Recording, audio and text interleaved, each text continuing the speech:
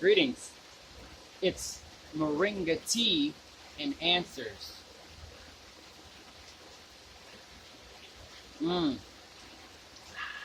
So I heated up the tea today. Much better. Already been busting the mucus. Thank you for joining us.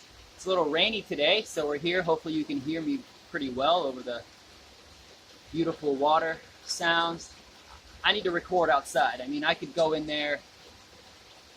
It's fine, but I get better ideas when I have fresh air and I'm in nature and I'm drinking Moringa tea and helping you guys answer the questions that is most valuable to you right now in these moments when you're trying to grow your own food and you need to know more information about how to grow the Moringa tree.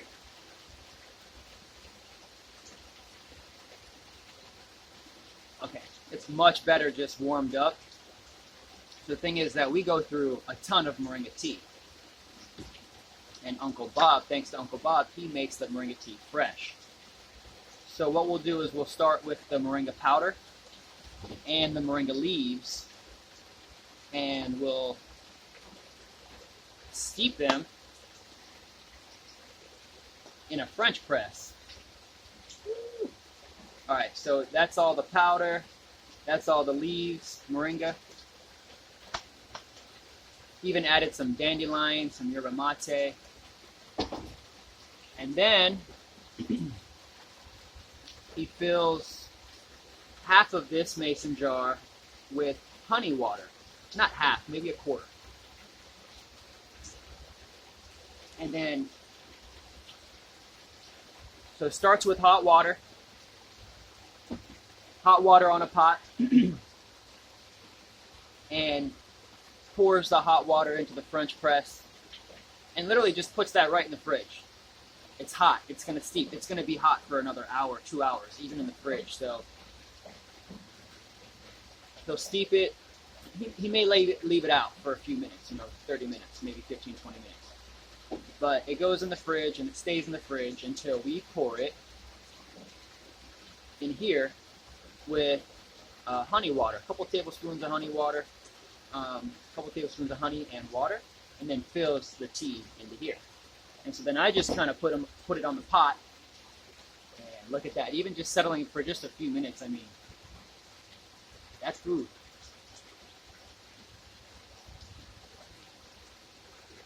So Uncle Bob literally only drinks this all day long. I mean, I'll see him eat like an avocado sandwich or a banana, but he's mineralizing, he's eating the liquid. Now, I've been there. I've been fasting for 4 years. I use intermittent fasting. I'm constantly thinking about when's the time, like last time that I eat. Sometimes a little bit later than I should. And he has been healing himself, removing toxins from his liver, and just giving his body a break, because after 60 years of not eating to his maybe body type, blood type, and just knowing that maybe sugar and processed foods were not the best choices, he's been taking this time over the past couple years actually in decreasing the amount of solid foods that he eats. His stomach is so small right now that he literally gets full off of half a piece of toast or maybe a smoothie. He's like, oh man, that was so good. And that's because he's been training himself to eat less, and it's helping him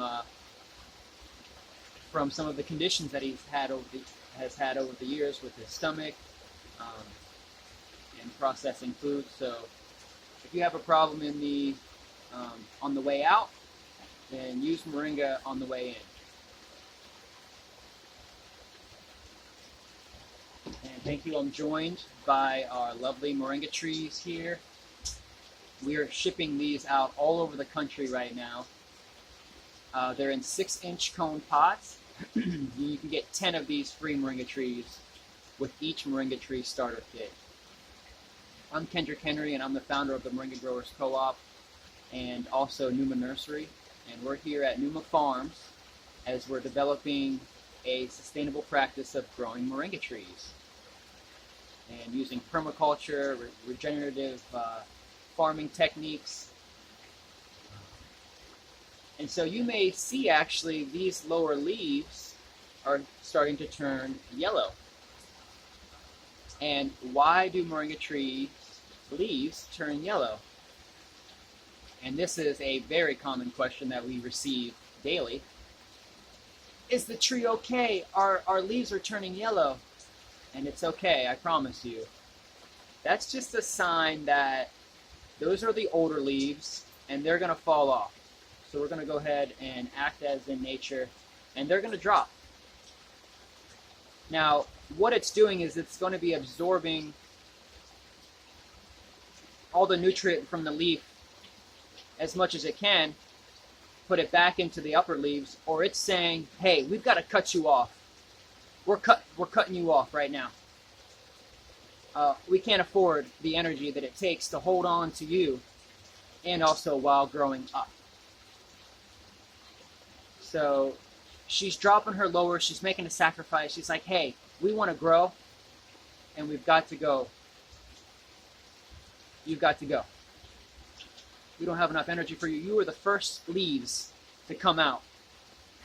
And you've served your purpose, and your photosynthesis capabilities have diminished, so we're going to have to drop you.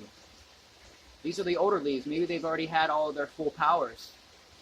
You know, the hours are up. You know, maybe they were only given 20 hours of light, and it hit their 20 hours, and they're like, okay, we're done.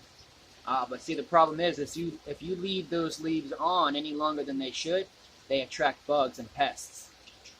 So I'm constantly just coming by, just looking, hey, and I'm pulling off lowers. I'm just dropping. Oh, let me go ahead and take some of these lowers off. And that's okay. She's going to keep growing up. And anytime you... This actually looks pretty good. All organic. Wow. Oh, dang. They call me the Moringa goat.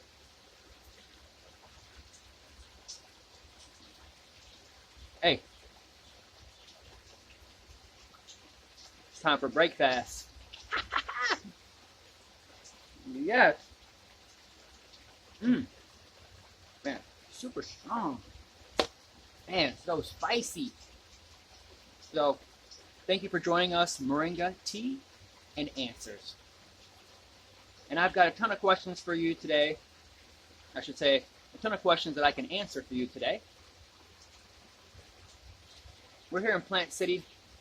I'm doing a rent-to-own right now on a 2.5-acre property. Getting it from my friend's dad, actually. I used to work here on this property 5 years ago. This was a full-functioning nursery.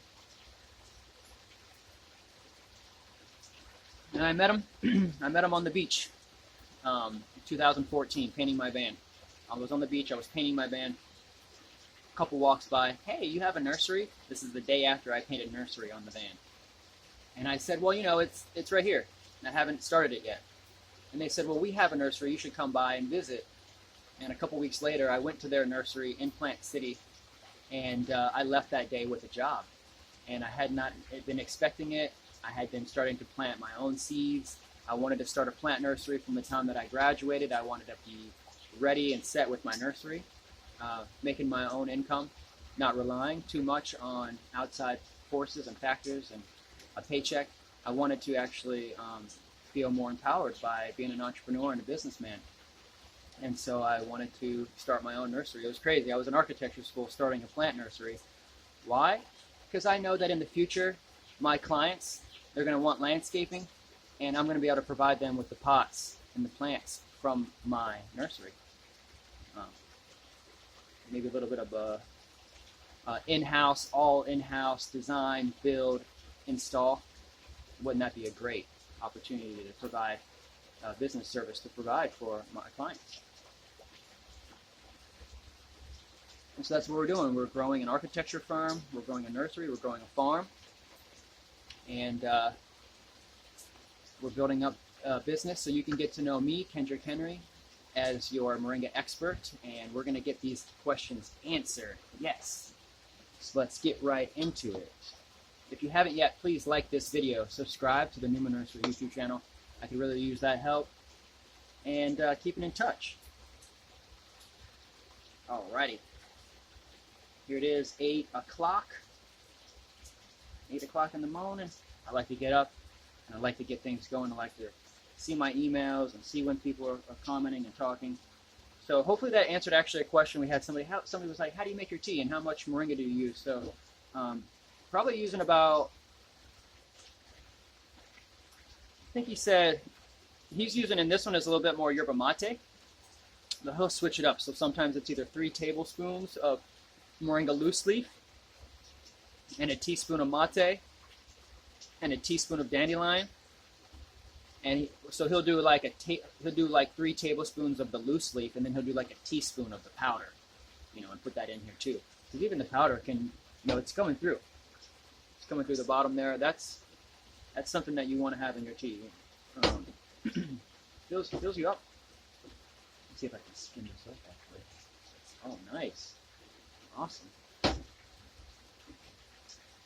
Wow, so we had a lot of text messages yesterday. If you have a question, call me or text me anytime, 813-690-6516, and I will get back to you with your questions here on Moringa Tea and Answers. My boy Randy said he loved the stuff, so I sent him a kit with a few things, and we go way back to elementary school. Randy, thank you. And he said, I love my stuff, and my sister loves the oil. Oh yes, the moringa seed oil. Thank you, Randy. Much love, brother. Valerie texted us. She had some information about Sirius, the planet Sirius. That was great, and she's really excited to plant her trees. She's planting her trees, and she says thank you for answering some of the questions. Maria came by yesterday, actually, Maria Malik, and her team of Pep Talk radio show hosts came out, was live right here in the back. You can check her out at, I think it's Wellness Pep Talks, Wednesday morning Pep Talks with Maria Malik and her crew. They came out here, and that was beautiful. You can see Maria. And she wrote a book about moringa and how to use it, affirmations, rituals, setting up habits, I should say, better habits. And yes, it's a ritual, every morning. And you get up and you do something for yourself, like make yourself some tea, make your bed, little things that I've had trouble with even in the past. It just helps make the day easier because you've already accomplished something. And so Maria accomplished setting up this challenge. It's a 7-day Moringa challenge, and you can use Moringa in your daily diet over the course of 7 days, either in the powder, the capsules, the spice, and also how to incorporate essential oils, lemon essential oils, in your diet as well, to feel better, to lift your spirit, and to also start using Moringa, start using essential oils in conjunction with each other as a better health regimen. And so check out Maria's book. It's free with each 7-day Moringa challenge. So go to newmanursery.com/Moringa challenge, and you can see Maria's information there, book, and get the challenge and let us know how you think after using Moringa for 7 days. If you've never used Moringa before, start with making some tea. What's the best way to use Moringa? The best way to use Moringa is the best way that you like Moringa. Either way, powder, tea, capsules, oil, spice, deodorant, just use Moringa. It's going to be on your skin, it's in your body, and it's good for you. Pedro got back to us. He's like, thanks. Got caught up on the order. He's like, awesome. Excited to get it. Okay. Oh, someone wanted to add to their order, so I need to get back to them.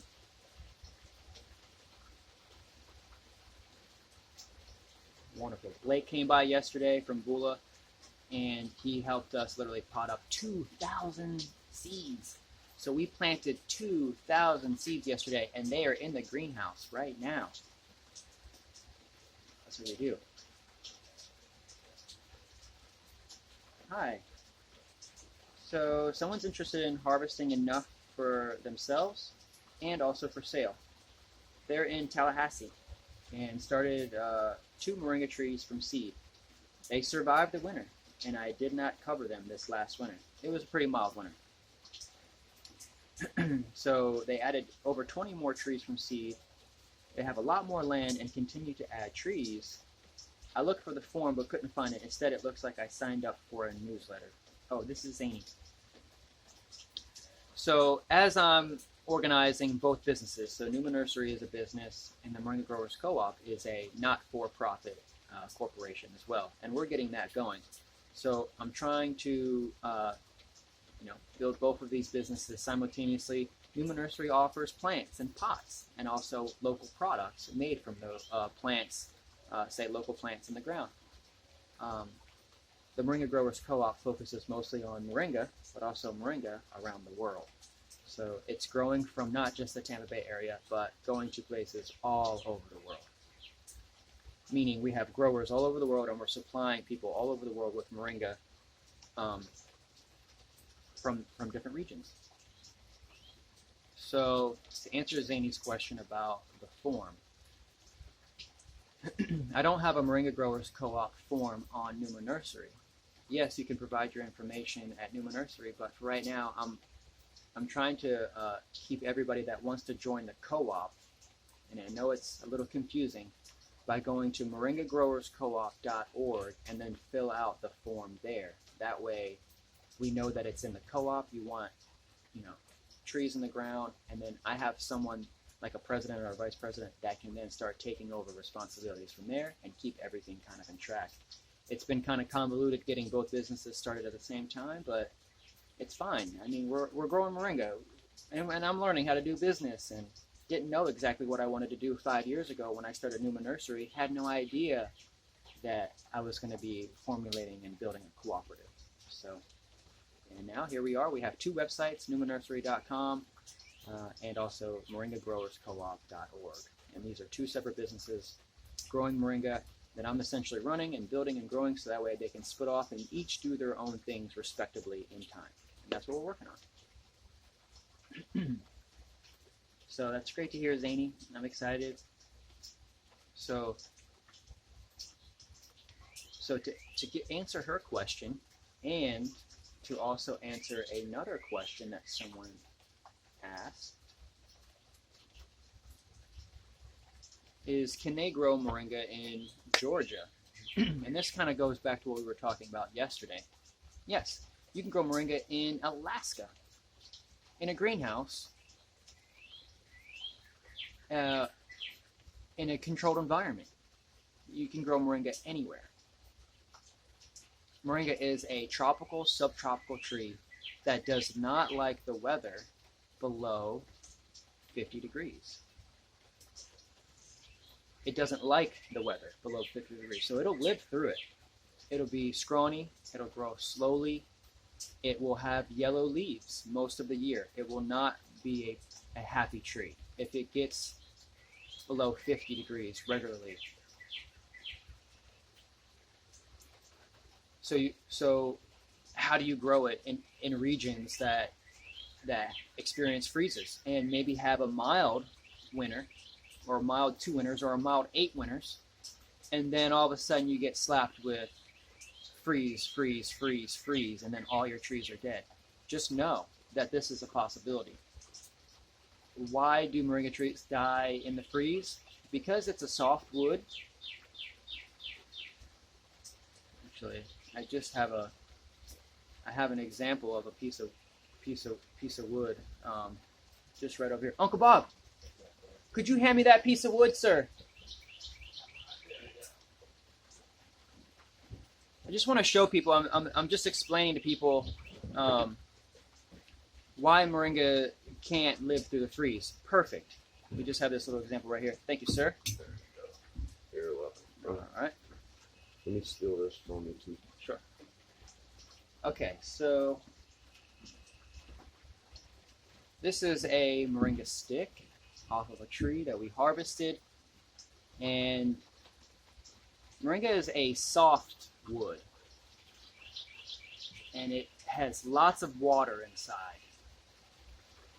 the bark is extremely thin. I mean, after it's kind of dried off for a little while, you can just peel the bark right off. I mean, it is super thin. There's no protection. Because it's a tropical tree, it also needs to breathe. It sweats. It's constantly absorbing water. It's not like a hardwood. This is a soft wooded tree. Softer than softwood. You've got hardwood, and even oak is, I think, like number 277 on the world list of hard trees. Like there's 27 trees harder than oak, or there's 270 trees harder than oak. Pine is a softwood. Moringa is a soft wooded, even softer than soft. So what happens when the temperature drops to 30 degrees? It explodes the stem. Explosion. The water inside just freezes and explodes, and the stem, damaged. But luckily, the root system could survive. So if you're living in areas that experience freezes or cold weather, could you grow moringa? Yeah. And then a freeze comes, and then it all gets wiped out to the ground, and it'll have to regrow from the root. We've had people say that they're growing moringa in Georgia, and Alabama, and Arkansas, and they're doing it as an annual. I mean, there's millions and millions of acres being grown right now with moringa trees in a similar system to this, in the ground, this close together. They shave them off, just like I did, just like the moringa goat. They shave off the top, and then within 30 days, this is growing a whole new sprout, and they're shaving it off again. And they're collecting the greens from moringa trees in the ground 2 inches apart. So yes, you can grow moringa that way, annually. As it continues to grow, winter's coming, then what do? Could you till it back into the soil? Yes. Could you pull all those out and ship them to the Moringa Growers Co-op, and we clean them off and we sell them and we buy them from you? Yes. So as you begin to figure out what you want to do with your land and growing moringa, you have to just start doing it. It's going to take a couple seasons. This is the start. And so I'm in it for the long haul. I'm in it to help you grow moringa trees and to answer all your questions if you're concerned about moringa. Now, if you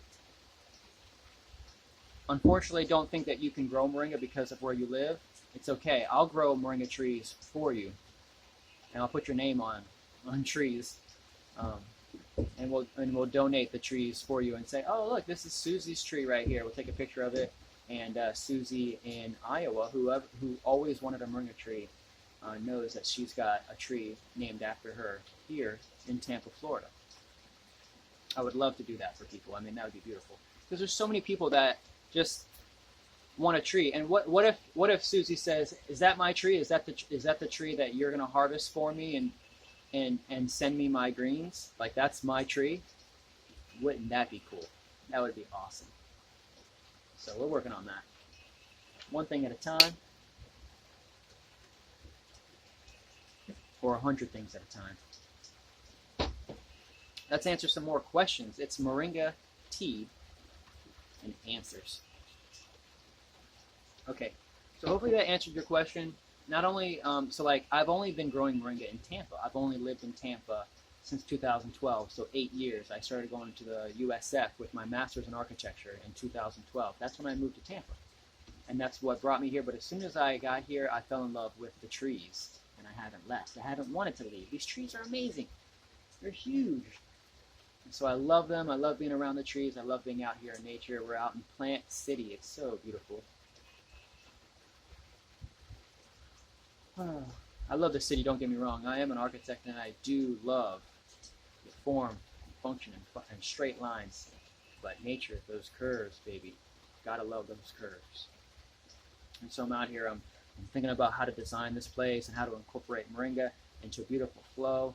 And someone called me yesterday and said, "Kendrick, you're an architect. I have a job for you." And so I want to thank everyone that's considering me for their architecture jobs.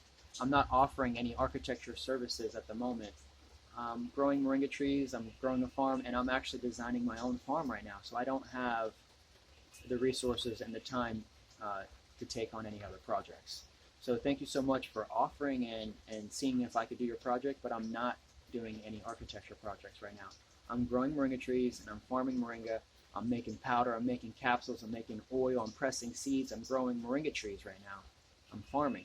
And so in order to get this going to where I'm sustainable enough to do more designs, I have to build the farm and grow the farm right now. So I'm not offering any architecture services, but thank you so much for just considering me. I don't have an architecture license. I just graduated from school as an architect, and it would entail me pursuing the license. That could take several thousand hours, could take several years working for an architect, and that's fine.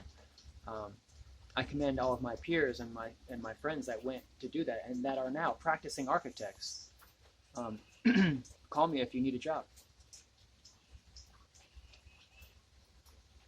So this is Yolanda.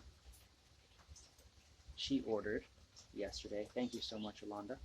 She's local as well, Temple Terrace. She knows us from the farmer's market, and she got Moringa tea as well. And let's see here. Question. Oh, we got the recipe for the Moringa tea. They said that their Moringa trees are doing great, and already the seeds that were included in the box have been sprouted. And they're using the recycled cones, so they took their trees out of the recycled cones, and they're now sprouting their seeds that they got in the starter kit in the cones that they got as well. Yes. And that's Jorge. Thank you, Jorge. Oh, my boy Anthony, Rainman, he says, I need to get some Moringa seed bombs. So in the past, we put Moringa seeds, dirt, clay, so that way we could throw them and just have them kind of sprout in places, like a guerrilla gardener. Oh, yes. So he wants to put up a privacy wall from the empty lot next door. So that's a great idea. I mean, seed bombs are great. Boom, boom, boom. But we could also provide you, Anthony, with some trees. I'd love to donate some trees to you. Maybe at a discounted rate, we could do maybe 10, maybe 20, maybe even 50 trees along that edge. Maybe we could plant it out, even if it is an abandoned lot. Let's give it some spruce. Okay, I'm an avid guerrilla gardener. I've been guerrilla gardening using abandoned lots for at least 6-7 years, just growing moringa. At least I know they're not being sprayed, they're not being watered, they're not being, poisoned and damaged, and no one's there touching it. It hasn't been damaged or cultivated or turned up in years. So I found like those are some of the safest places. Okay, great. TJ and Ambika actually just got back to us again. I mean, he is getting even more in depth. He was very happy that we were able to answer some of his questions.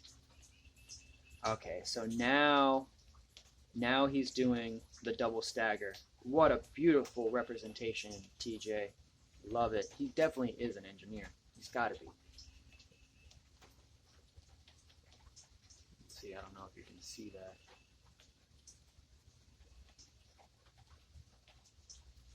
Wow. Great job, TJ. So he's got his rows staggered now.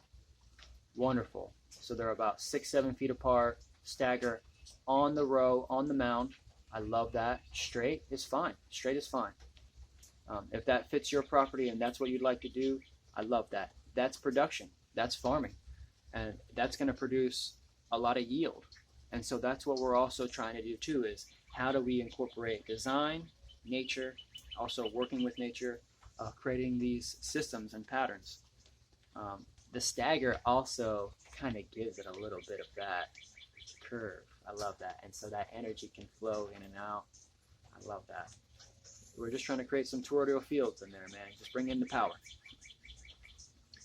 So this is great. I love the double stagger. He's got a 5-foot pathway. He's got 3 separate rows, 150 foot long. He's got the first row for leaves. They're 1 to 4 foot apart.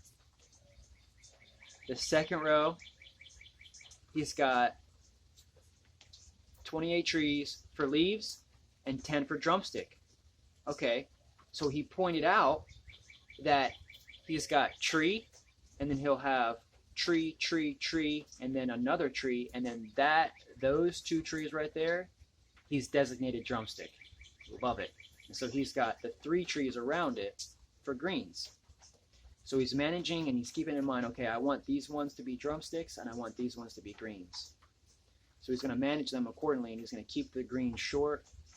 Now, the thing is that, TJ, you got to keep all the trees short and managed for the first 3 years. You may not, you're still going to use the drumstick trees for greens in the first 1, 2, 3 years.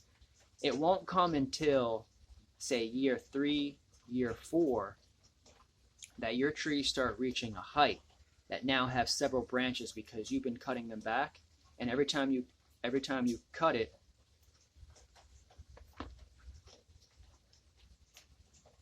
and then it splits, you're cutting it again after it regrows, maybe a couple months, you're cutting it back down to about 1 foot from the main stem. So you get something like this. So the tree would look like this for a couple weeks, and then it would resprout. And then you wouldn't take it back to here, you would take it back to that next level and then keep rising up. Every time you would just keep rising up. And I have some videos on that. The South Tampa tree, even the trees in Plant City, you can see that they've got tons of spread on them. And that's how you can produce thousands of drumsticks off of one tree in one harvest after about the 3rd year. So this is great. And then he's got the 3rd row, 150-foot length, 33 for leaves. And he's got 7 mango trees in there. I love that. I love how you're just interspersing, interplanting. Do that. The more diversity you have in your moringa food forest, the better. Moringa is the pioneer plant in your food forest. Plant your entire food forest with moringa, and then after year 1, you've got your fertilized soil, you've got your shade that you need to start planting your young little babies, so that way they're not hitting direct sun. And then over time, as your mangoes and your avocados, they start growing up over the moringa trees, you just keep the moringa tree short, and then boom, you can even take some of those out. Great, TJ. Love the new design. And so then on his 4th row, all the way at the bottom, you can see how far about they're spread, about 15 feet apart, and he says that we're just going to manage those ones straight for drumstick. He's in Palm Beach. He's not playing around. He's going to be here tomorrow. He's going to get probably at least 100 trees, maybe 200 trees. I want to hook him up. We'll probably do 100 trees for $5.99, and these are in 1-gallon pots from local seed. And I wanted to present to him 200 trees for $9.99. So I'm going to get that on the website. If you have a question or want to get at least 100 trees or 200 trees, let me know. We'll do that. We'll do that special. We'll do 100 trees, no installation. You just come, pick up your trees, and you can get 100 well-fertilized, organic fertilized, really great soil, 1-gallon trees for $5.99. And then if you want to get 200 trees, we'll do that for $9.99. And that's a great deal. A lot of energy, a lot of time, a lot of love is going into this project. And it may seem like a lot, but it's going to pay out for you to where each one of those trees are producing each $1,000 for you, possibly, within the years to come. Starting off, each tree can start with, in the first year, you can start to get maybe 100 grams of powder from that one tree. And maybe by the 2nd year, you cut it back twice, and each time you cut it, you get 100 grams of powder. So maybe by the 2nd year, you've made 2, 3, maybe 400 grams, maybe a half a kilo off of your tree after the end of the 1st or 2nd year. And then now you're cutting it back twice, maybe 3 times a year to help start get that bushiness and thickness. You want to get this as thick as you can. The more you cut it back, the thicker it's going to get, the bigger the root system's going to get. Every time you stop the energy from going up, it's going back down. Yes, it does drop some of the root system. So like everything that you see above the ground is exactly what you see below the ground. As above, so below. As within, so without. And so whatever you see above the ground, that's exactly what the root system looks like below the ground in size. And this is kind of like a general rule of thumb for all plants. Whatever you see above, that's what it looks like exactly down below. So what's happening is every time you cut the tree back, it drops some of those roots off. it decomposes and leaves a channel for the new root to start growing and filling that out as it's eating the decomposted root that it just dropped when you cut it off. So after you cut that tree off, it drops some roots too, because it actually drops some leaves, right? Then within a couple of days, a week or so, as that root system is regrowing, it's eating the decomposed minerals and materials that's in the soil around that, say, vein, that channel in the soil that that root had created that had died because of the cutting.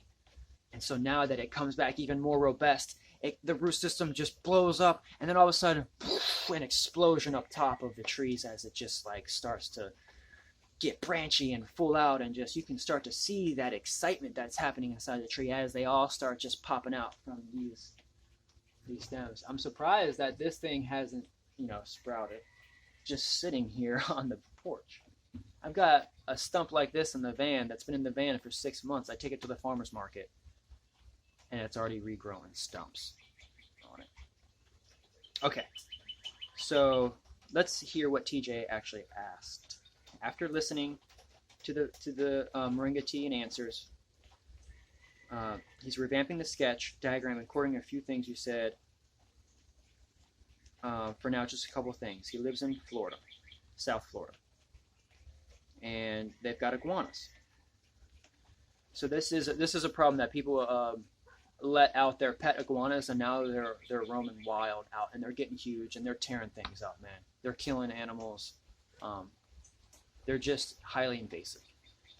Speaking of invasive, people ask me all the time, like, hey, man, what are you doing growing moringa in Florida? It's invasive.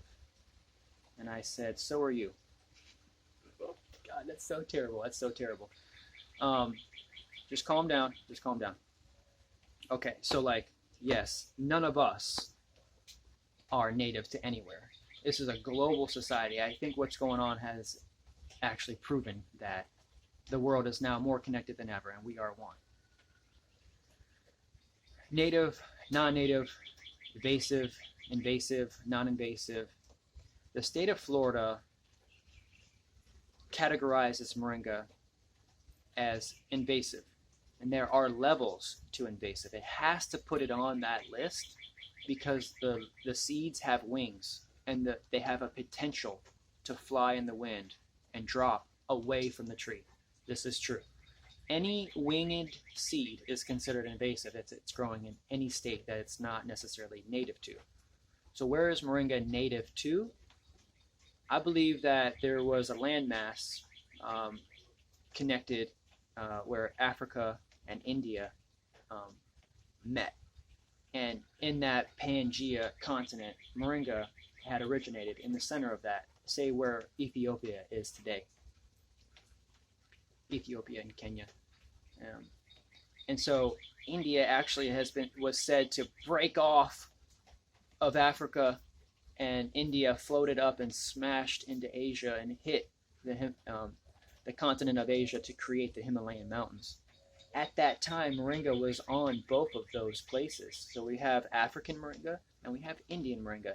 The Indians developed moringa to produce drumsticks and leaves and things like that in its new environment, and so it adapted. There's 13 varieties of moringa around the world today.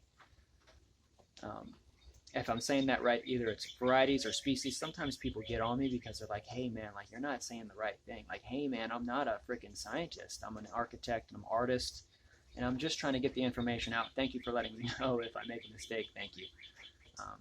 I know I'm also an Aquarius. I don't focus too much on details yet. I'm detail oriented. Anyway, what I'm saying is, so native invasive, it's from Africa, India. Indians will say it's from India. Africans will say it's from Africa. And so moringa grows very well in Africa in certain regions, all across, say below the sand belt. It grows amazing. And then same within India. It's unbelievable. Southern Indians, they'll say moringa's from South India. And then just Indians in general, North India, Northwest Indians will be like, moringa is from India, not South India. So, it's awesome to see, just trying to rep, where is it from?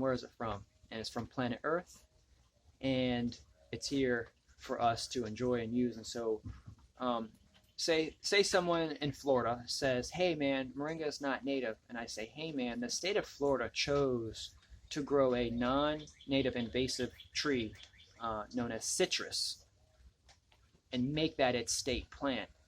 It's the same thing. It's producing seeds. These trees spread. You can grow these trees from cuttings. These are things in nature, and that people are trying to separate themselves, because I'm a Florida Plant Herbalist Society person, and I can only grow Florida native plants. And anytime anybody says anything about moringa, I'm going to harp on them and say, "Hey, it's not native. Hey, it's not native. Hey, it's not native." And I'm going to say, "Hey, neither are you." And it's like, hey, like, respect. We're mitigating. We have permission from the state to grow moringa trees. Moringa is being grown in Florida on millions and millions of acres. Why? Because it's so valuable. Why don't you hear about it? Because it's being shipped out from Florida and used in products, say in California, or say anywhere across the world. And why haven't you heard about it? Maybe because you're also not looking it out. I have heard about it because I've been seeking it out. And that's why I heard about moringa, because I was seeking out health food. So if you ever wonder why you hadn't heard about moringa, or like a lot of people say, "Man, I've been in the health industry for years and I haven't heard about moringa." And that's okay, Don't feel offended.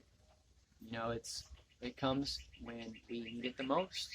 And I heard about it first in about 2013, 2014. I started fasting on moringa and have been using it every day since then. It's incredible. So I hope I'm helping you out here and answering your questions. Moringa tea and answers. And so we grow moringa. There is nothing saying that it's illegal, that you need a permit or anything. Now, the state knows that I'm growing moringa. They literally encourage it. UF is developing a moringa tree just for Florida, just like they're developing a hemp plant just for Florida. The state of Florida, UF, work together in growing. IFAS, Extension Office, is encouraging people to grow moringa. I mean, as long as we're keeping track of, and this is the thing, is that we're keeping track of the moringa trees. Everybody that's purchased a moringa tree, we know you have moringa trees. If there is any question or any concern, and if any time the state of Florida flips the script and says, "Hey, you cannot grow moringa trees," we're going to let everybody know, and we're not going to grow moringa trees.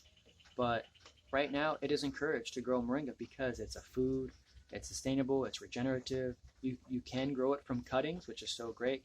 People say that it's invasive because of that reason, that you can grow it from cuttings, yes, but also it does not spread from the root, and that's the thing that lowers it on that invasive list, because it does not spread from the root like bamboo or bananas. It doesn't spread from the root. It doesn't pop up somewhere else on another 6 inches away from the root. Yes, it can re-sprout from the root, but does not have runners in the ground that spreads from the root, which is really great. That dropped it. The only reason, like I said, it's on the invasive list is because it has those wings. It has those wings on the seeds. And it's not a vine, so it's not like kudzu or passion fruit or sweet potato or Dioscorata alata, which is the wild yam. Out of here. Okay. Ciao. Love you. And let's see here. So they're talking about the iguanas. So yes, same thing with iguanas or anything. Put like a little fence around. Tall goats. If you have goats, you can plant them in your goat. Chickens, just put a little chicken fence wire around it. If you have deer, put some chicken fence wire around it. Make a little house for your moringa trees. And so he's going to plan to have some protection around it for the first few months, and wanted to ask, are the gallon pots the biggest that we can get right now? So I really only have gallon pots right now. So like, I've been moving around for several years, storing moringa trees on other people's properties, but our sales have been so good that I haven't even been able to hold on to trees long enough to get them big enough. Right now, I have about 100 7-gallon trees that will be ready in a few months. But maybe TJ, when you get here, you let me know. I know you're going to be bringing a U-Haul, so we could probably provide you with a few bigger trees. They're starting to sprout right now, so we can get a couple 1 gallons, we can get a couple 7 gallons, we can get a couple 2 to 3 gallons, and I'll definitely hook you up with a great price, and it will help us both, build a co-op, and also help you build your food forest, moringa food forest. And so, definitely is interested in getting bark on the tree, which is a great idea. You always want to go for a little bit of bark. And so he's saying because of the bark, the iguanas may not bother the trees as much. Good point. And they are friends. Yeah, but there are lots of iguanas. Love it. Thank you, TJ. We'll get back to you. This is perfect. Okay, our buddy Adrian actually got back to us.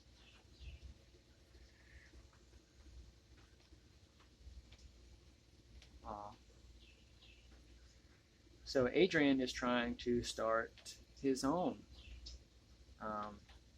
planting on other people's properties, and he sent me a screenshot of an email that he sent to someone saying that he would like to reach out to see if it might be possible to use a section of their property to grow some moringa plants, moringa trees. And he actually just says on here they are non-invasive, and I am planning on starting to sell them as starter plants. So we want to be correct. It is on the invasive list. It's low on the invasive list. It's not something that necessarily needs to be said or not. I'm not sure.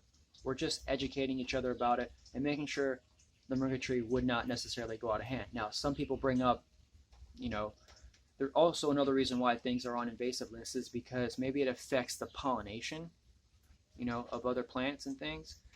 And so what I've noticed is that anytime that I'm around a moringa tree, the native bumblebee, the huge black Florida bee, is always on it.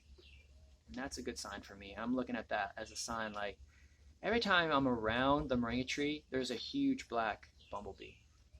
And I'm like, man, these bees love this pollen. So at least that's also one other thing that I consider in why still continuing to grow moringa trees, considering its so-called invasiveness, is that it's feeding the local wildlife. Lots of pollen. Moringa is producing flowers, constantly flowering, and it's constantly regenerating.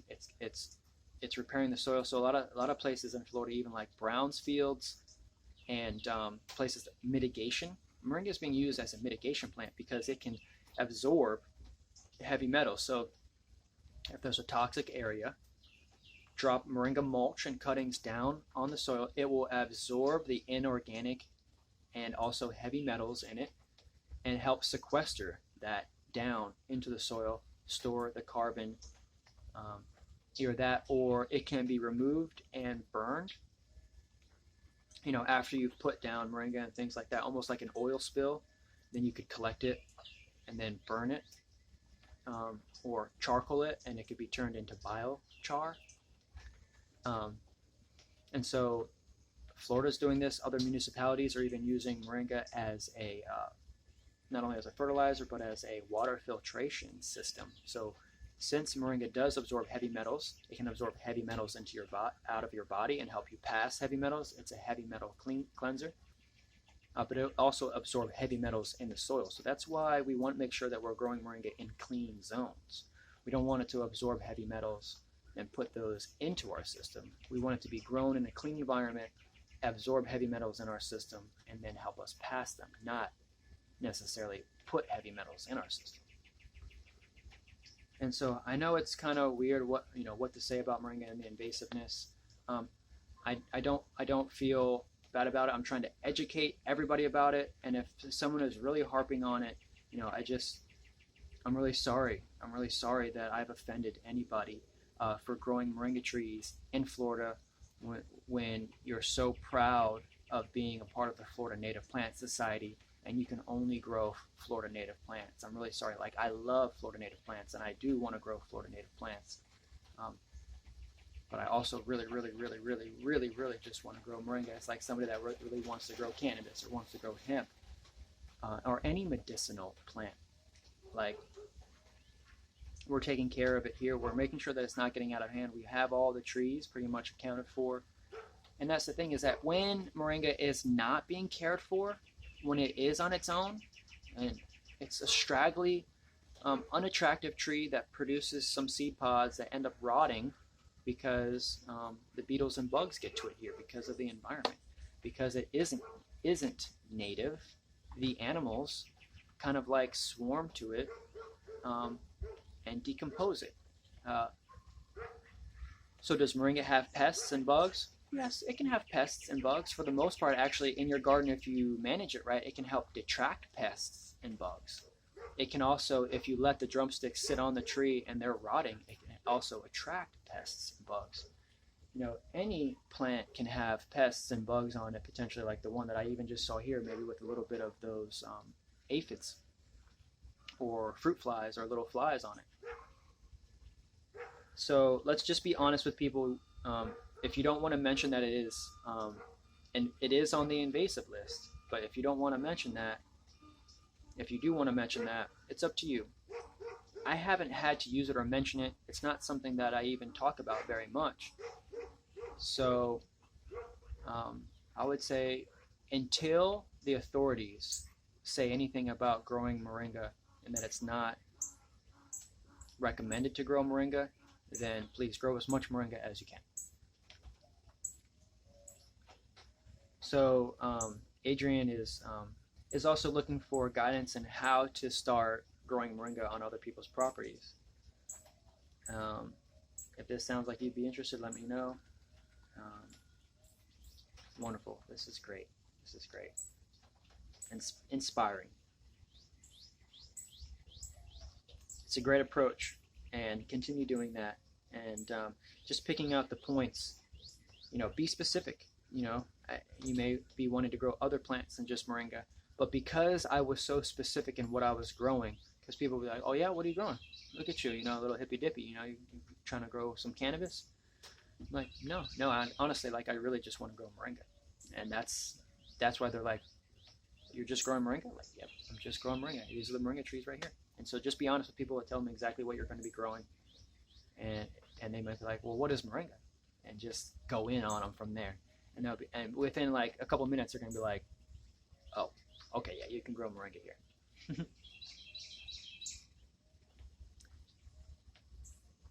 All right. So a gentleman or someone asked, they love to join the co-op, and they're in Atlanta. Thank you. We have several interested growers in Atlanta. So if you want to join the co-op and you're in Atlanta, there's more opportunities than just growing moringa. Also, we need moringa educators. We need moringa administrators behind the scenes in the co-op as a president, vice president, treasurer, secretary. We need marketing directors, and we need not just customer, but we need someone to manage the members. You know, there's hundreds and hundreds of people right now that are interested and also waiting to be full members that we just need to reach out to. So if you're interested in being a part of the co-op in any capacity, give me a call, or if you have any questions that need to be answered on Moringa Tea and Answers, please call 813-690-6516. I'm sure I'll be getting a call here pretty soon.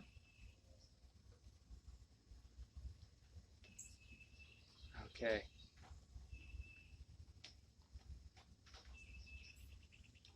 All right, so Jordan in Arkansas actually got some trees. He's on some land. He's got some farmland, and he's interested in growing moringa as an annual. Every summer, he said he's just going to plant a row and see what he can get out of it. And he's going to plant intensively, similar to this. He also, in the meantime, is getting powder from us, and he's supporting us in ways that can supply him with moringa from someone that he knows, that he can trust, a farmer here that's growing moringa, making it by hand, and supplying not only with the powder, but also with the trees and the seeds to supplement him in the meantime when his trees are growing. So that's the thing, is that because we have the products and the trees, you don't just have to wait to take moringa for your trees to get big. Get some powder, get some spice, get some capsules in the meantime, and we have them here super fresh at newmannursery.com.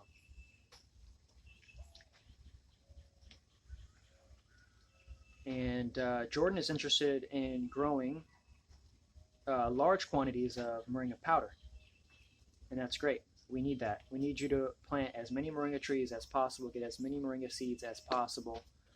We have a shipment of 40 kilos of organic moringa seeds coming in from India.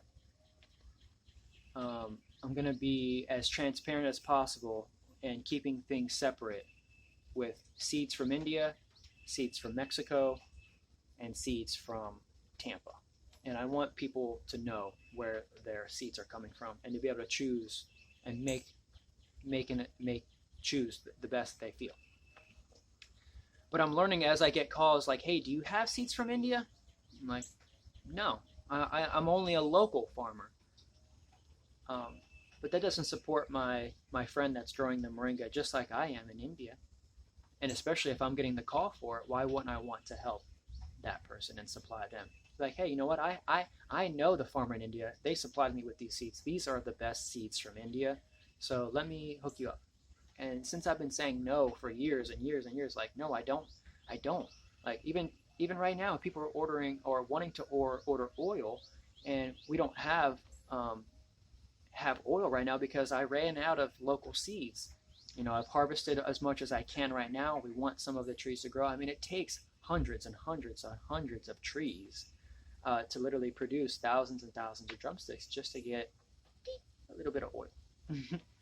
And so, I mean, every time we go out and we harvest and we're getting seeds and we're bringing them back, people are also wanting seeds to purchase.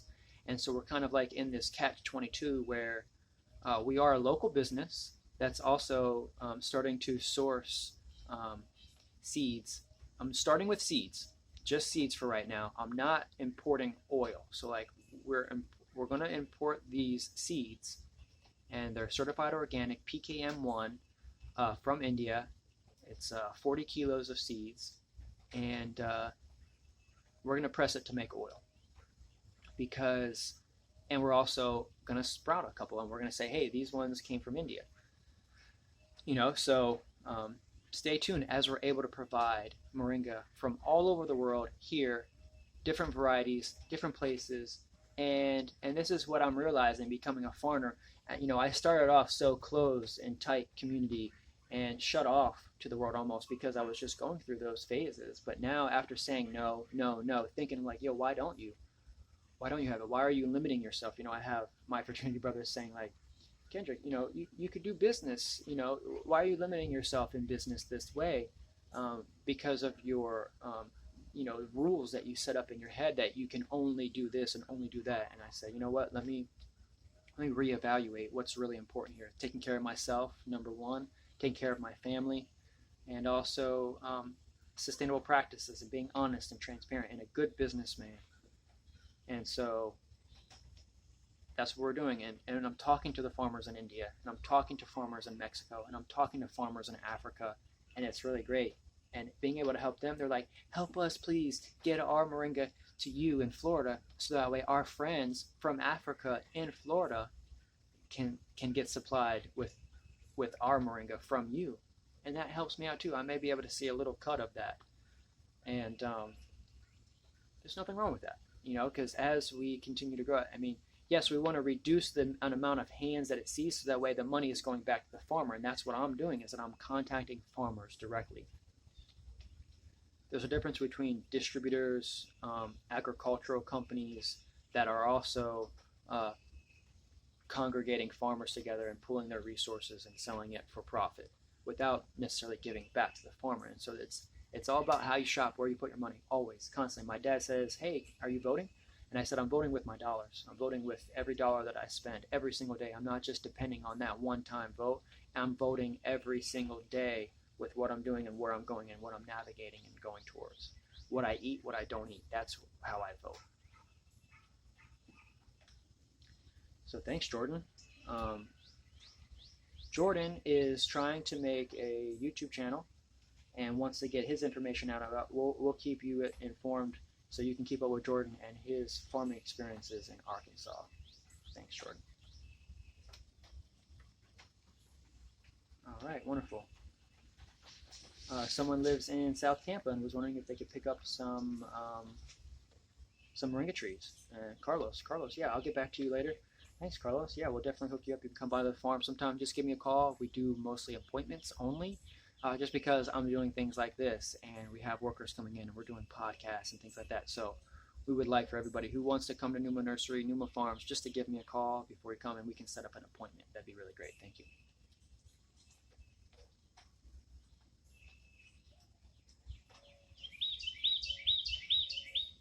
Okay, great.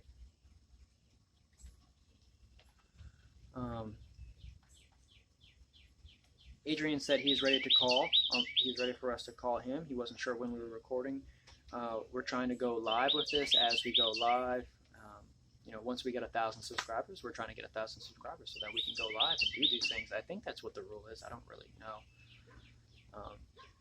But Jason just hit us up. He said Jason Rashidnia in California, in San Francisco Valley, California, says that he's been working on the website and it's going to be ready soon. He's going to hand over the template that's going to allow us to put all of our products on the new WordPress website. It's going to be much faster, much easier checkout, much better flow, and so that way people know what's going on. We're going to have free books coming out every time you subscribe. I mean, currently, right now, if you go to numanursery.com, you will actually get the free Moringa manual in your email. And so thank you for subscribing to numanursery.com. Get the free Moringa manual so you can learn how to grow Moringa trees. Our buddy Jacob. Hey, Jacob's coming in. Good morning. Oh, Tori's here too. Welcome, guys. Good. We are just live right now. We're answering questions on Moringa tea and answers.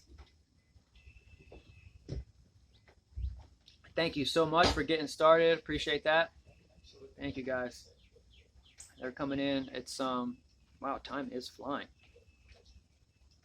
Awesome. Good day. It's a little rainy today. Awesome. We're starting to build a greenhouse. Kevin from Real Sweet Farms just hit us up and gave us the blueprints for this greenhouse. Hey, Tori. Hey, morning. So we're gonna get going. I'm gonna give them a little pep talk and just get the day going. Maybe we can go ahead and get Adrian on the phone real quick and see what he's interested in talking about. That'd be great.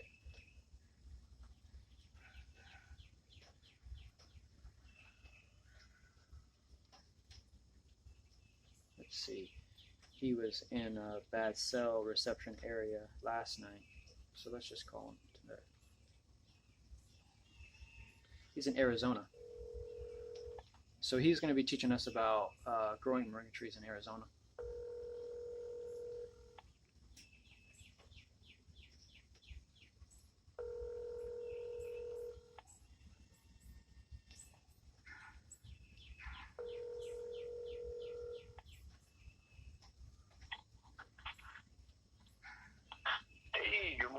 Hey, Adrian, my friend, it's Kendrick. How you doing? Great, thanks. I'm glad that you texted. Actually, I am recording right now. Oh wow! Good morning, everyone. Good morning. Good morning. Thank you. Adrian is from Arizona, and he's been growing moringa trees. How long have you been growing moringa trees? Pretty much I should say continued growing when I got your starter kit in the mail. Mm-hmm. The only previous time was maybe like a year or so before. I had gotten a starter at a nursery nearby. Mm-hmm. That one didn't end up making it. I didn't really know what was wrong with it, but yeah. We get a lot of people from Arizona, actually, I think because of John Kohler is in the area too, that are trying to grow moringa trees. They know that he's growing moringa trees. I follow a guy in Arizona that also is growing moringa trees, and he cares for them very similarly to how I do here, in the wintertime, mulching, putting a lot of hay on top. What have you heard as some practices that you might have to do in Arizona because of the soil and the weather? So I know that when you had sent me the seeds, we had talked about, like any tips, and you obviously mentioned that you don't have the same type of soil, so I was going to go ahead and test it out. So far it looks like it can actually grow just fine in our regular soil. Great. The guy that you mentioned, I think I know who you're talking about. He's also got a YouTube channel. I saw that he actually he has been doing it for a while, and thankfully he already has tested the same as what I was trying to figure out, is if we could just throw it in our soil and it would work. I think so. Yeah, and I think his was more he had a lot more clay in his, but either way, what it looks like is that it may develop like a little bit slower, but it's going to be a lot more resilient to the wind because the roots have to be so strong to push through everything, but that they do eventually do that, and it actually comes out, a little bit stronger than the ones in softer soil. Yeah. That's awesome. When I started growing trees here in these pots, in these little cone pots, I would put little like river rocks at the bottom just to kind of experiment to see. And I noticed that they actually were a little smaller than not having the river rocks. I'm wondering because of lime, possibly calcification, maybe changing the pH. I wonder what rocks do to moringa to change the pH, if they need to be acclimated to it, if they adapt. Are they fast adapting to their environment because they are from here and then they go there? Like, I know that moringa growing in Africa and India also too has lots of rocks.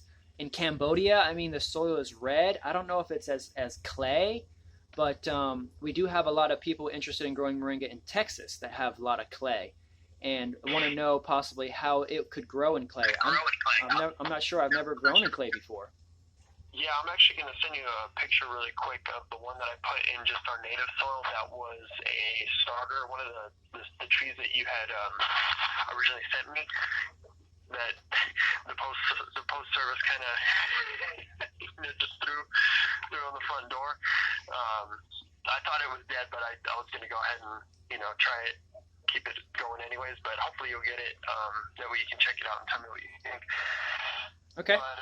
So you think it came back? Because a lot of people say that, oh, my tree's dead, and I don't think that they're dead. I think that it just needs a little bit of time. Sometimes it may be wilted. You may receive it, and it's because moringa is so sensitive.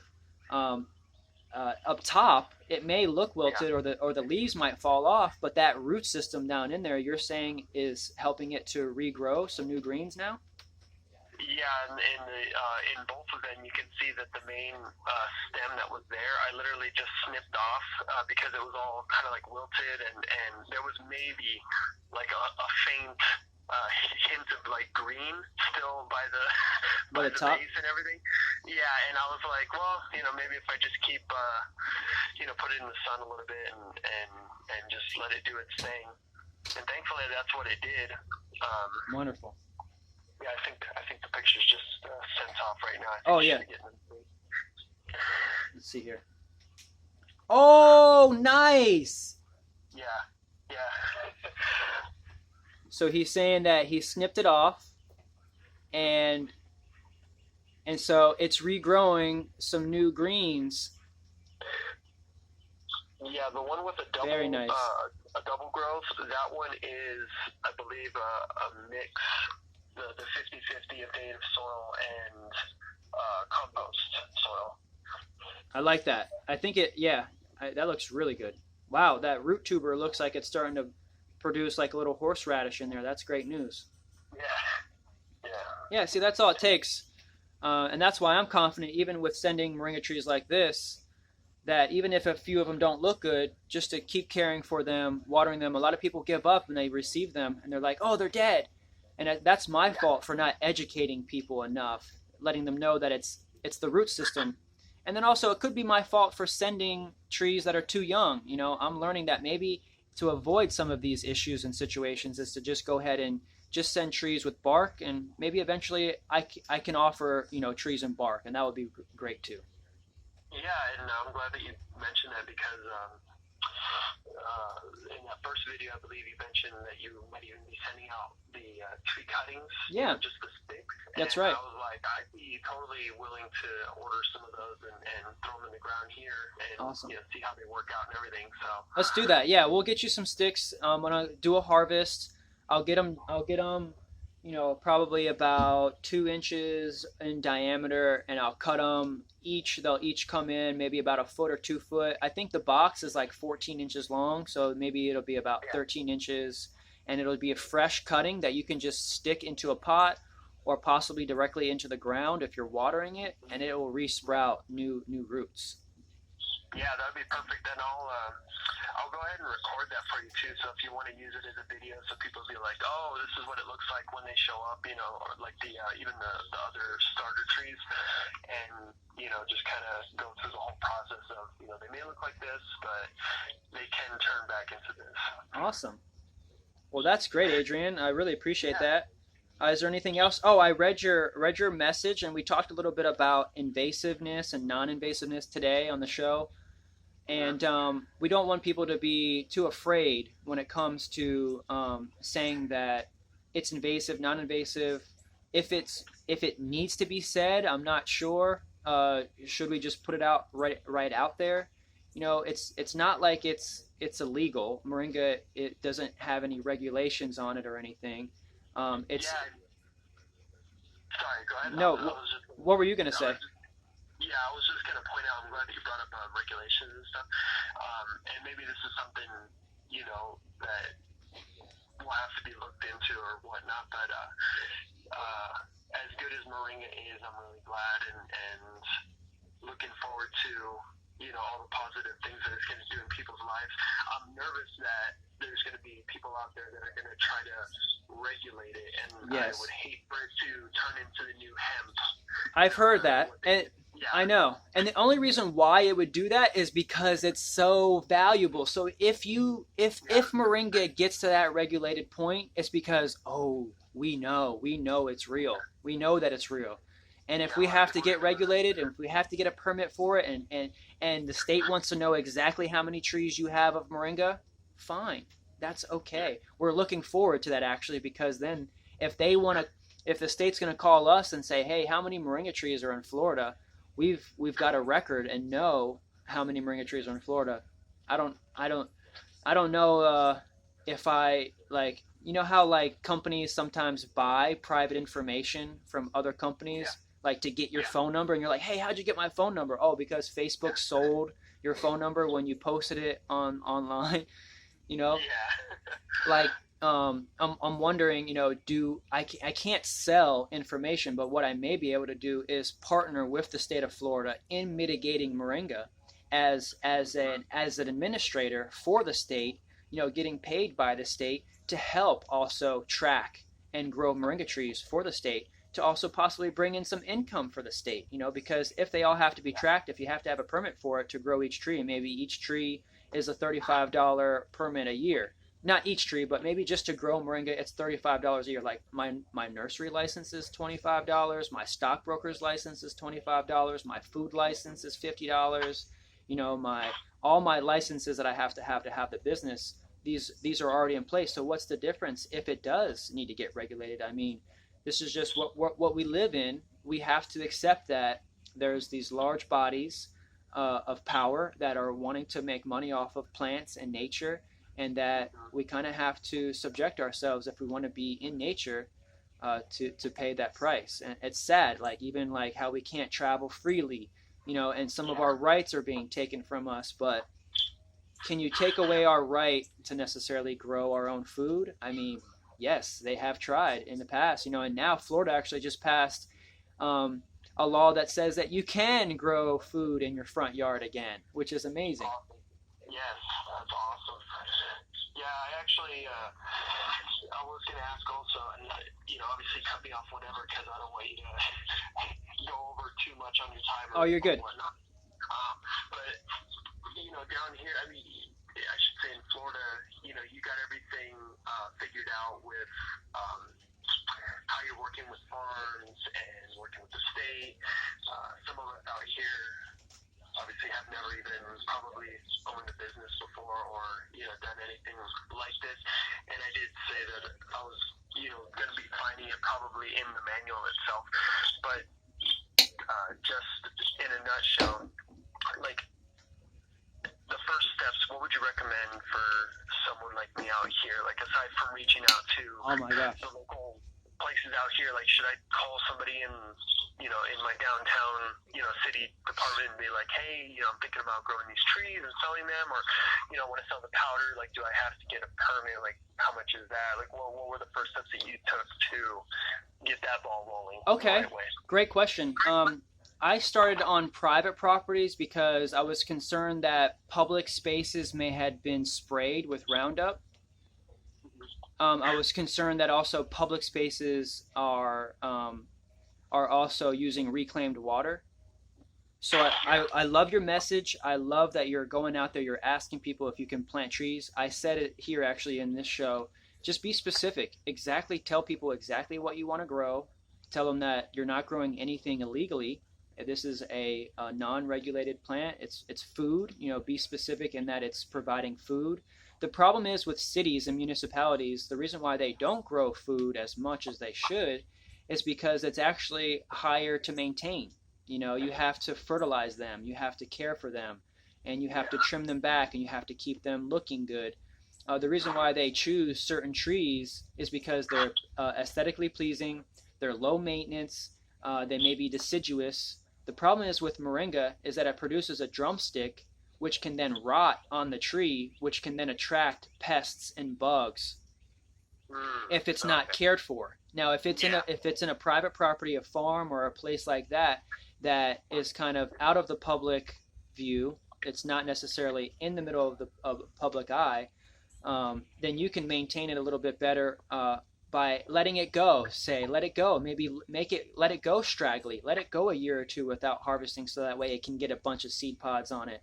But it doesn't look aesthetically as pleasing as some of the plants, native plants. And I would prefer even just, and this is what cities and states are doing, is that they're just planting native plants in those public parks and public spaces. And I agree with that. And that's why I wanted to talk more about the invasiveness and characteristics and qualities of moringa. It's very low on that list. It's not a vine.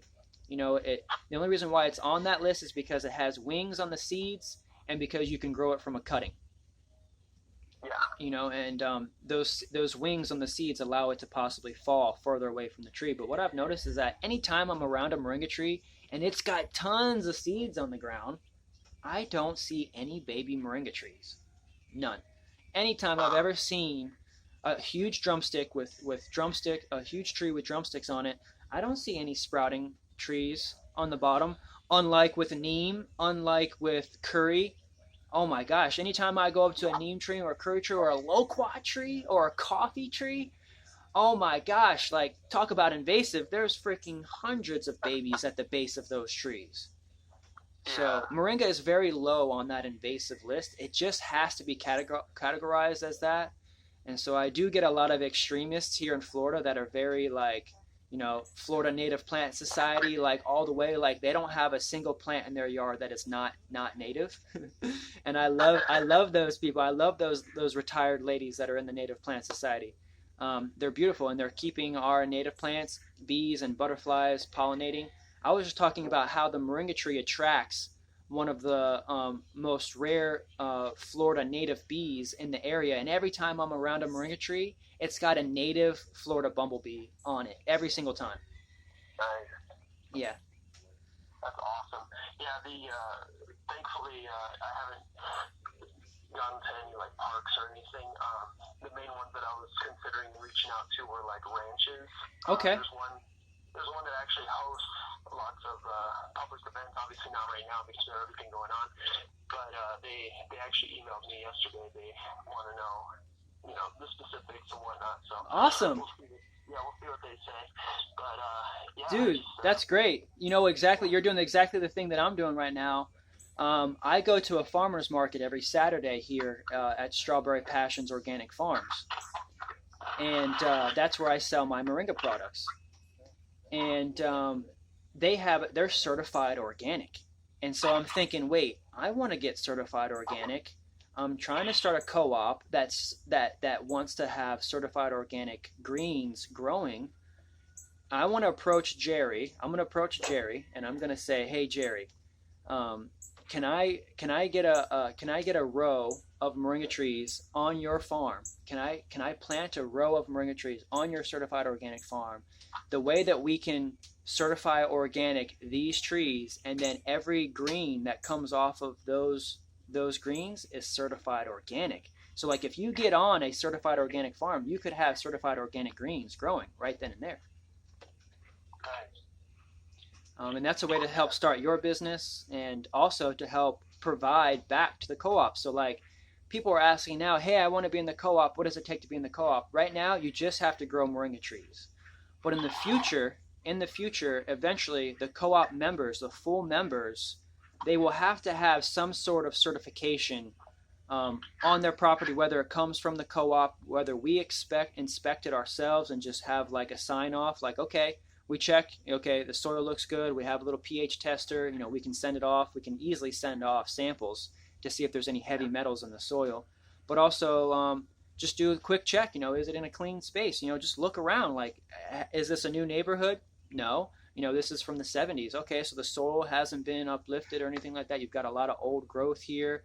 Everything looks good, and so so yeah, I mean, so many things to talk about with Moringa, man. I'm just glad that you're keeping in touch and sending this out. Yeah, I was gonna say I'm really thankful for the work that you're doing, and it is really exciting to be able to hop on and contribute to something that's as good as this. Thanks, man. Thanks for joining the discussion. Thanks for being a part of the Moringa Growers Co-op. And that's what we're doing. We want to educate more people to start their own moringa businesses, just like I did, so that way we can all supply the co-op. Like, I want to certify my property to be in the co-op, so that way I'm supplying the Moringa Growers Co-op with greens, and they're paying me for my greens too. Like, I'm just a part of it as everybody else. Yeah, that's awesome. Yeah, we're super excited, and it's funny you mentioned on yesterday's video, because you got your degree in architecture and everything, and I was like, man, he's not building houses, but he's building something even better. So.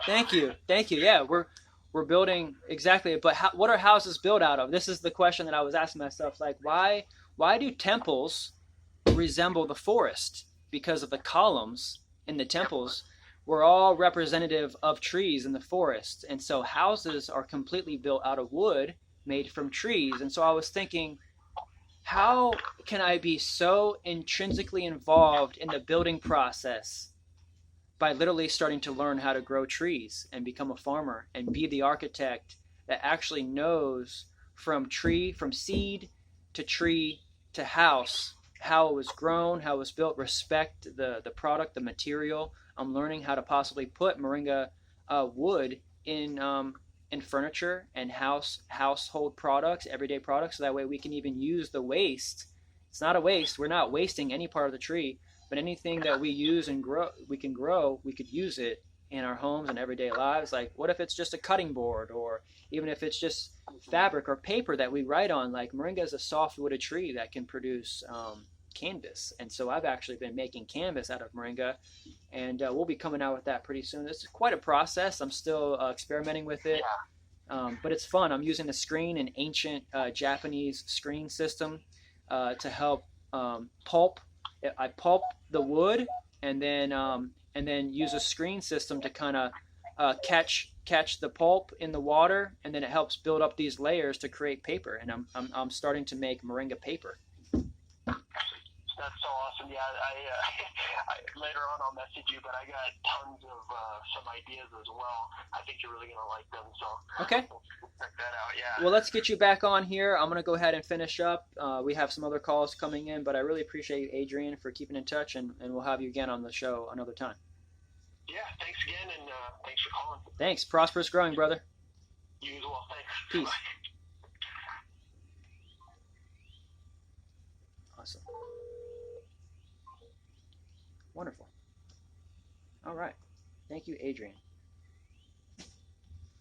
So if you want to start your own moringa business, do it exactly how Adrian is doing it. He's messaging people. He's starting to get moringa trees on other people's properties. He has a limited space, and this is where I was exactly 5 years ago. I didn't have any property, and I said, this land is my land, is our land.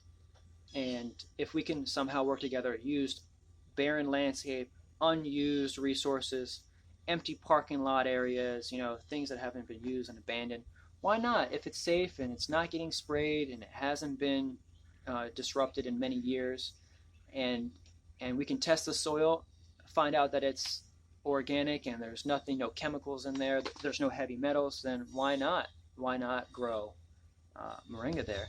And so that's why we started to develop the Moringa Growers Co-op. So it's moringa tea and answers, man.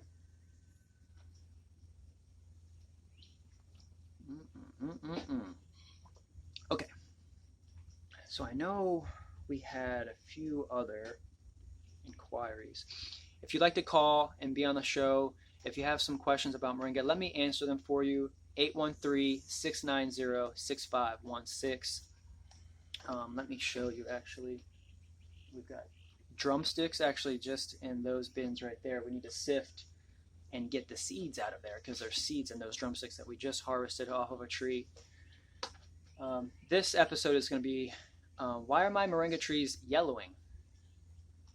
So a lot of questions. Why are my leaves yellowing? The moringa tree leaves are yellowing because they're dropping off. They're growing new green growth up top. The solar panels have already consumed the hours needed to provide the growth. These are the first ones, like it's shedding its skin. We don't have the same skin. We outgrow, our hair grows and we cut it off, it falls out. Same thing. We are trees. This is its hair. And yes. I love that. I've never even said it like that. But I make these connections every time I talk about it, and I realize, man, more and more we're like people, or we're like trees, and trees are like people. And so if it's looking like that, it's giving you signs. Is it malnourished? Is it turning white? If it's turning white, it's used all the nutrients in there, and you've got to feed it. You've got to give it some compost. You got to give it some tea. Let's give this baby some tea right here, actually. Oh yes. There you go, baby. Oh yeah. So I just fed this little moringa tree some moringa tea. It's got minerals, vitamins. Why shouldn't the tree enjoy it if I'm enjoying it? So it's going to get that extra growth spurt. It's going to drop those lowers off. It's going to continue to grow up top from that little piece right there. As long as that's looking healthy and you can get that to come back, you can actually pop that off. What we'll do here regularly is we'll pop that top off just like that. Just pop that little tippy top. Eat that. And then that will stop the growth up. It'll bring that energy back down to the roots. It'll start pushing those roots out, and as it comes back up, it'll sprout 2 new tips. Thank you. Thank you, Miss Moringa, for just doing that and being in the know. Thank you for just allowing me to know what you're doing and the processes of what's happening. So it's okay if your leaves are yellowing. They could yellow because maybe too much water. They could yellow because it's too hot. Moringa trees love full sun in the ground, but if they're in a pot,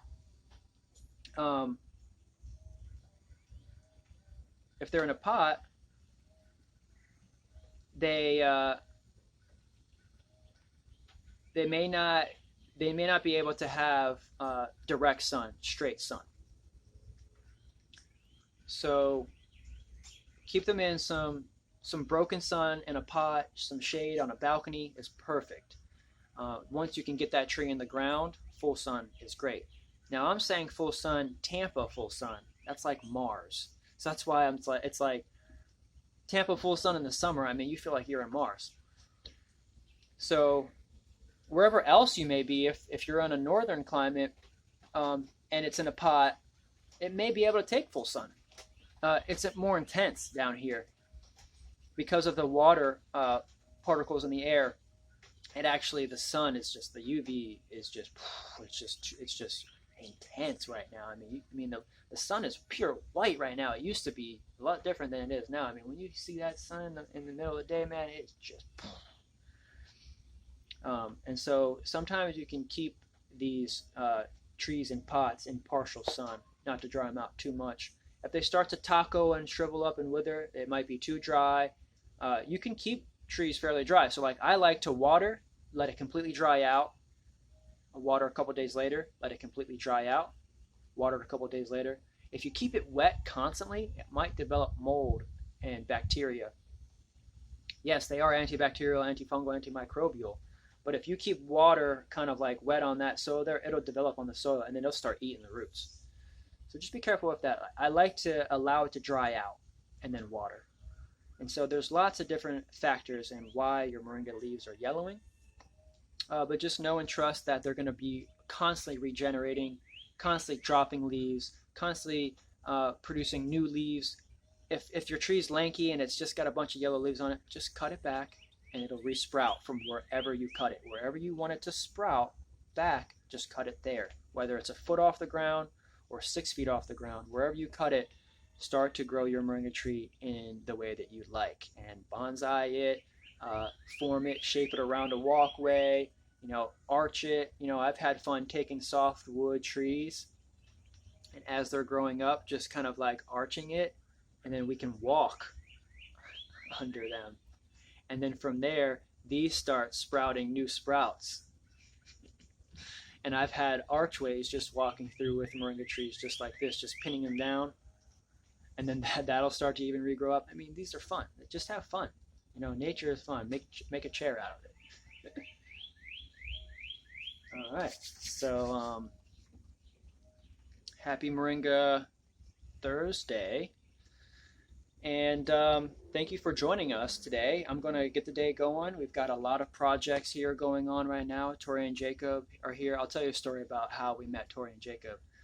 We had a volunteer that would come by, and she helped process moringa. And she lives in Brandon, but one of her friends lives right down the street. And they're talking one day, like, hey, I haven't talked to you in a while, but I realized that you live right next to Kendrick. You should go see Kendrick and get you some moringa. And her friend's like, what's moringa? Just go see Kendrick. She calls, hey, I'm Jenny's friend. Can I get some moringa? I'd like to come by. Sure. Come on by. And so, let's see. Storage low, video saved, camera not available. All right, we're just going to keep on going. It should keep going for a couple more minutes. So her friend came by, Jenny's friend came by, and she picked up some trees. She goes, I have a son-in-law that really loves nature, loves plants. He knows about moringa. And actually, funny story, he had already been watching me on YouTube right down the street from here. And she's like, I think my son-in-law actually knows you just from YouTube. And he's looking for a job. And I said, have him come over. So he came over, instantly just clicked, like plant life, knows about plants, knows about moringa, already knew what was up with the co-op, already knew what we were doing. Couldn't believe that we live so close together here in Plant City. I mean, this is Plant City. It's not plants as in plants, it's Henry Plant. He brought the railroad down from Georgia. And so Flagler took it over to the East Coast, and Plant brought the railroads over to the West Coast. And so that's where Plant City, this is one of the largest railroad depots in Southwest Florida at the time that Henry Plant came with his railroad down to Plant City. And so it's actually named after Henry Plant. But love the neighborhood. Everyone's growing plants. And so Jacob and Tori live right down the street. And that's how they started here just a couple months ago, literally like right when the John Kohler video dropped. That's when we met. It's like we needed it. And actually that day, that morning, Uncle Bob and I had been talking to each other saying, I think we're ready. I think we could really use some help. Let's put it out there, And so if you would like to help, you're in the Tampa Bay area and can come maybe once a week, twice a week, possibly doing some volunteer, possibly, work for hourly. We don't have a lot of resources right now. We don't have a lot of hours to offer, but we're looking for people that love plants, can work with nature, in nature, maybe plant some seeds, maybe make some products, maybe answer some calls and answer some questions and learn about Moringa with us. We'd love for you to call me. My number is 813-690-6516, and we'll help you learn more about Moringa and get you acclimated to the Moringa tree industry here in Tampa Bay that we're building together with all these trees in the ground. It's amazing. Like we're acting in nature. So thank you everybody for joining us. I'm going to keep doing this Moringa tea and answers. I love it. I'm almost done. Let me just chug, chug, chug, chug, chug. That keeps me full.